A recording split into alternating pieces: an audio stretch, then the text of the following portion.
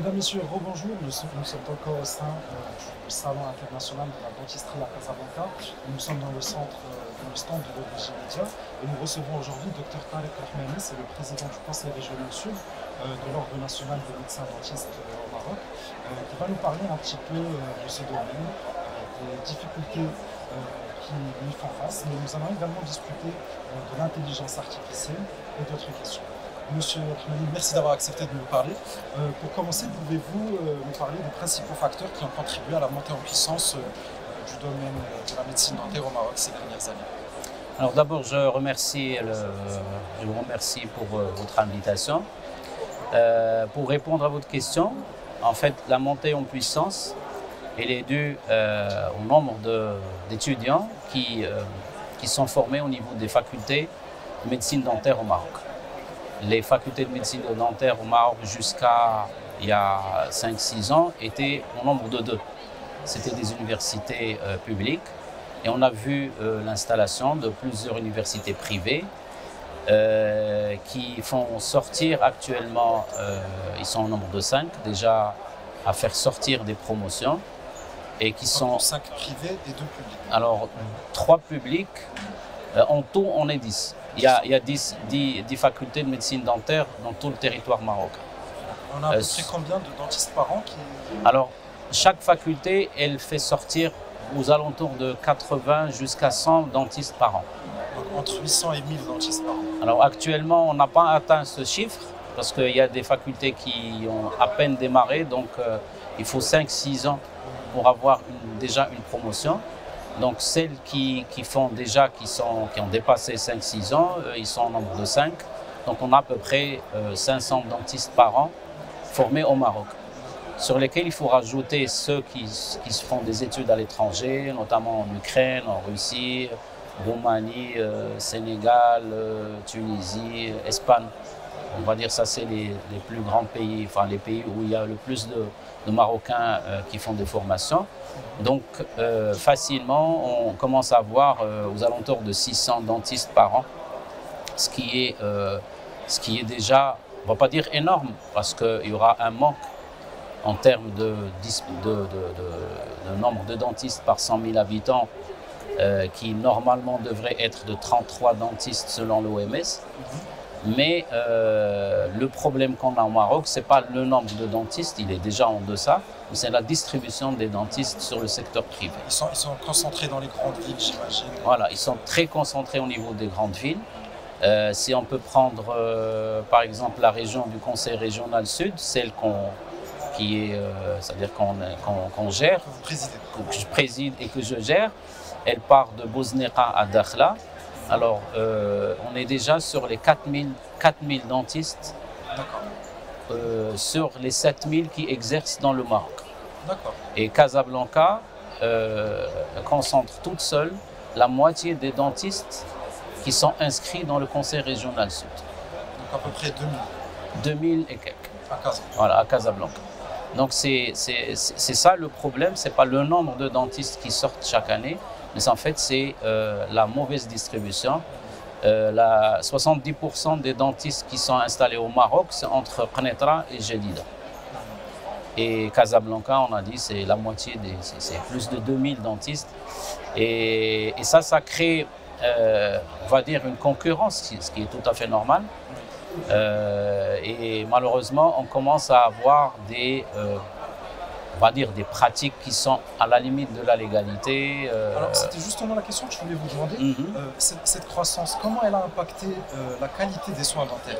Alors est-ce que c'est la même qualité un peu partout ou est-ce qu'il y a vraiment deux poids deux mesures, on va dire? En fait, la qualité, elle va être sûrement impactée. C'est tout à fait normal parce que qui parle de concurrence parle de jeunes, enfin jeunes et moins jeunes, qui essayent de percer ou qui essayent de garder un peu une bonne partie de leurs patients. Et des fois, ils sont contraints de baisser les prix, donc de baisser les honoraires. Et forcément, voilà, pour se distinguer ou plutôt pour ramener plus de patients. Et quand on baisse en deçà d'une certaine limite, forcément c'est la qualité qui est impactée. Mais heureusement, on va dire heureusement, c'est des cas exceptionnels pour l'instant. Donc en fait, l'idée, c'est-à-dire qu'on a et qu'on essaie de mettre en place d'ailleurs, il y a eu une conférence pendant la séance inaugurale dans ce salon, et c'était le message qu'on a essayé de faire passer, c'est qu'il est temps de se préparer à ce changement de démographie, à ce changement de... Il y a beaucoup de changements au niveau du secteur dentaire. Il y a tout ce qui est technologique, il y a la mauvaise répartition, il faut contrôler beaucoup de choses. Et avec le nombre qui va exploser, on va dire, si je peux me permettre ce terme, en 2030, il y aura la Coupe du Monde et il y aura la Coupe des dentistes parce qu'on va atteindre 2000 dentistes par an. Par an. D'ici 2030. Voilà. C'est dans 5 ans, c'est pas très loin. C'est pas très loin et je crois qu'on est, on va dire, s'il n'y a rien qui se fait pendant les 5 prochaines années, la profession va souffrir et va connaître un peu ce qui s'est passé dans d'autres pays. Alors, justement, pour faire face à ce flux qui n'arrête pas d'augmenter, vous pensez que la réponse elle est plus juridique? Est-ce qu'il faut il faut créer des lois qui gèrent un petit peu la distribution des dentistes? Comment vous voyez la solution de votre côté? En fait, on va dire la solution ou les solutions sont multiples. Il y a d'abord un côté législatif, parce que malheureusement, la dentisterie au Maroc, elle est gérée par une loi qui date de 1960. Ce qui est, on va dire, 75 ans. Voilà, donc c'est une loi qui gérait toutes les professions médicales. Donc, malheureusement, toutes les professions ont eu leur propre loi qui a été rectifiée, mise à jour et tout ça, sauf les dentistes. Ça, on va dire, l'histoire qui nous a ramené à cette conséquence, on ne va pas en parler aujourd'hui. C'est une très longue histoire. C'est un laisser-aller de notre côté avec... il y a des circonstances qui ont abouti à ça. L'essentiel, c'est que c'est une loi qui date de 1960 et n'est pas du tout adaptée à 2025. Donc, il y a un projet de révision, enfin de sortir une loi, ce qu'on appelle la loi d'exercice, c'est en discussion. Alors cette loi d'exercice va suivre un peu le courant en termes de texte de loi, de peut-être contrôler la répartition, par exemple ne pas avoir 2 dentistes dans le même immeuble, ce qui est le cas actuellement, parce qu'on peut avoir même 10 dentistes dans le même immeuble. Il n'y a rien qui interdit que l'un des deux empêche le deuxième ou ceux qui vont venir après pour s'installer. Donc il y a un côté législatif, il y a un côté d'organisation interne, c'est-à-dire au niveau du Conseil de l'ordre, au niveau, on va dire, la gestion des dentistes qui sortent. Il faut un accompagnement parce que la solution, moi je vois un petit peu ce qui se passe à l'étranger, dans d'autres pays qui nous ont précédés. La solution, c'est ce qu'on appelle le regroupement. C'est-à-dire plusieurs dentistes qui vont se regrouper dans un seul cabinet et qui vont travailler, donc moins de risques financiers et peut-être plus d'efficacité, surtout s'ils ont des pratiques un peu différentes, des spécialités un peu différentes. Qui se complètent. Voilà. En tout cas pour les grandes villes.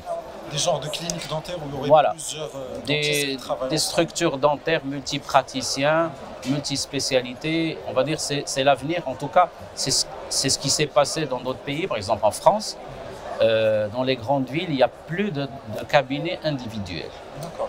Par la force des choses. C'est-à-dire c'est le côté économique qui a... Le modèle économique n'est plus viable. N'est plus viable. Pour le Maroc, peut-être dans les petites villes, ça peut marcher encore. Mais dans les grandes villes, maintenant, c'est... Et puis, se dirige vers on va se diriger, on va dire, on est obligé de se diriger vers ce concept. Et c'est ce qui va permettre d'absorber déjà le nombre de dentistes qui sortent. Par exemple, un dentiste maintenant, pour ouvrir un cabinet, et surtout pour ouvrir un beau cabinet, avec toutes la machinerie et tout ça, on va dire pour qu'il soit au top niveau en termes d'équipement, ça coûte beaucoup d'argent. C'est des investissements qui dépassent les 1 million de dirhams. Alors pour faire ça à titre individuel, en plus des charges, on va dire, des charges quotidiennes de fonctionnement, les salaires des... Surtout pour un jeune qui sort à peine de la fac à 23 voilà. ans. C'est très lourd. Bon, il y a le programme Intelaqa qui permet de faire des investissements quand même assez lourds jusqu'à 1 million de dirhams, mais un crédit, il faut le rembourser. Ouais. Voilà. Et pour le rembourser, il faut que le cabinet soit rentable. Donc tout est lié. Donc il y a on va dire, il y a une solution juridique, on va dire législative. Il y a une organisation à faire de l'autre côté au niveau du Conseil de l'ordre. Il y a aussi des choses à faire au niveau des facultés qui font sortir les gens. C'est-à-dire qu'il faut peut-être limiter l'ouverture d'autres universités. C'est-à-dire qu'il faut faire petite pause, voir un petit peu ces gens qui sortent déjà, qui vont atteindre, comme je l'ai dit tout à l'heure, 2000 dentistes en 2030, dans la Coupe du Monde dentaire. Ouais. Et à partir de 2030, peut-être réfléchir, est-ce qu'on continue à faire... Voir si c'est suffisant. Parce que jusqu'à maintenant, on a 10 facultés. Peut-être que, d'après ce que j'ai entendu, il y a une 11e qui va ouvrir et peut-être une 12e. C'est beaucoup. C'est beaucoup. Et là, on va dire, on va vers un risque de saturation du marché où les jeunes, malheureusement, ne vont pas trouver où s'installer, ou bien ils vont s'installer, mais ils vont prendre beaucoup de risques. Vous savez que déjà, on sort d'une période de Covid où il y a eu un impact sur tout ce qui est économique au Maroc, y compris l'activité de médecine dentaire. Et donc on sort à peine de ça. Et malheureusement, il y a des jeunes qui ont ouvert juste après le Covid. Et on a un chiffre qui nous fait peur, c'est entre à peu près 15-20% des dentistes qui sont obligés de fermer le cabinet ou de changer le cabinet au bout de 1 an et demi. Un dentiste, il y a vraiment une saturation. Voilà, c'est-à-dire que le dentiste, c'est pas parce qu'il a envie de changer comme ça de lieu, mais il est obligé, économiquement parlant, de changer de cabinet, de changer d'adresse et d'aller voir soit un autre quartier, soit carrément une autre ville. Et malheureusement, on a même qui ferment et qui partent à l'étranger. Et on perd des potentiels, on va dire on perd des têtes marocaines. Voilà, c'est ça. Surtout que l'école marocaine a payé pendant 6 ans. Oui, un étudiant en médecine dentaire, il coûte très cher à l'État. Donc c'est haram que le Maroc et c'est un gâchis. Et il faut dire que moi je suis un pur produit marocain et après je suis parti faire des études à l'étranger pour une spécialité. Et je peux vous dire que les Marocains, ils sont très bien cotés à l'étranger. La formation dentaire, et on n'a pas honte de le dire, c'est l'une des meilleures au monde. Pas en Afrique, pas dans le pays, dans les pays arabes, mais dans le monde, parce que déjà, on fait une sélection à l'entrée. Il n'y a qu'une, on va dire que c'est tellement limité à l'entrée qu'à la sortie, il n'y a que l'élite, et à la sortie, au départ ils sont 150, à la sortie ils sont 90.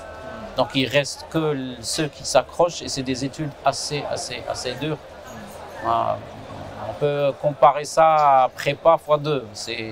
Ah oui, c'est surtout les 2 premières années. Ça ne rigole pas. Et moi je me rappelle que mes amis qui faisaient d'autres études se baladaient le week-end. Nous, on était en train de... Non, c'était une année d'études, de sacrifice, et puis les années se suivent.